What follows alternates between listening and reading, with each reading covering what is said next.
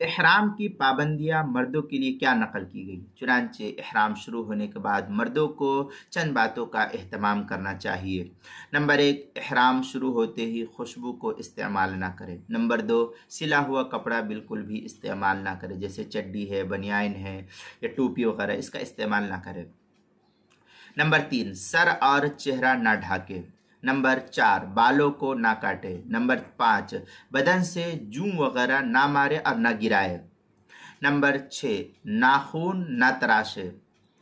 Number 7، جماع یا دوائی جماع اختیار نہ کرے، یعنی بیوی سے ایسی کوئی بات نہ کرے جس سے جماع کے اوپر قدرت ہونے کی کوشش ہو جائے۔ نمبر 8، خشکی کے جانور کو نہ چھیڑے اور نہ مارے، جیسے وہاں پر چونٹیاں وغیرہ ہے، کبوتر ہے یا اور بھی کوئی جانور ایسے آ جائے تو اس کو بھی نہ مارے۔ نمبر 9، بند جوتے نہ پہنے، جیسے عام طور پر ہمارے جوتے ہوتے ہیں اس کو استعمال نہ کرے۔ اس مسئلے کو مستفاد کیا ہے در مختار ماشامی جو زکریا بک ڈپو دیوبند کا ہندی نسخہ اس کی تیسری جلد صفحہ 495 سے 500 تک یہ تفصیل نقل کی ہے۔